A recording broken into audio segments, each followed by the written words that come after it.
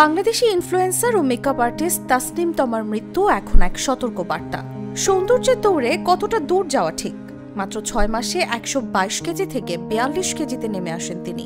1 mill a day, সংক্ষেপে ওম্যাড diet অনুসরণ করেই তার শারীরিক বিপর্যয় ঘটে, যা শেষ পর্যন্ত নিয়ে যায় মৃত্যু পর্যন্ত। এই ঘটনাকে ঘিরে সামাজিক মাধ্যমে উঠেছে প্রশ্ন, একজন মানুষকে কতটা বডি শেমিং সহ্য করতে হয় যে নিজের শরীরকে এমনভাবে শাস্তি দেয়?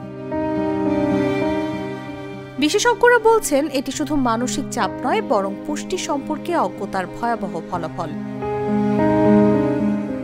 ওম্যাড ডায়েটে দিনে 23 ঘন্টা না খেয়ে মাত্র 1 ঘন্টায় সারাদিনের খাবার খেতে হয়। এতে দ্রুত ওজন কমলেও শরীরে দেখা দেয় পুষ্টিহীনতা, পানিশূন্যতা, রক্তে শর্করার ওঠানামা, দুর্বলতা ও মানসিক অস্থিরতা। দীর্ঘমেয়াদে এটি হৃদরোগ ও অঙ্গবিকলের ঝুঁকি বাড়ায়। পুষ্টিবিদদের মতে এই ডায়েট সবচেয়ে বিপজ্জনক এবং টেকসই নয়। যুক্তরাষ্ট্রের ন্যাশনাল লাইব্রেরি অফ মেডিসিনের গবেষণাও দেখিয়েছে দীর্ঘ সময় ওম্যাড অনুসরণ শরীরের জন্য ক্ষতিকর হতে পারে। ডায়েট শুরু করার আগে বিশেষজ্ঞরা যেসব পরামর্শ মেনে চলতে বলেন সেগুলো হলো, ডায়েট শুরু করার আগে অবশ্যই চিকিৎসক বা পুষ্টিবিদদের পরামর্শ নিতে হবে। শরীরে প্রয়োজনীয় পুষ্টি বজায় রাখার পাশাপাশি পর্যাপ্ত পানি পান করতে হবে।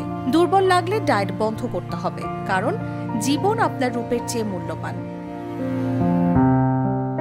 নিউজ ডেস্ক, জাগো নিউজ।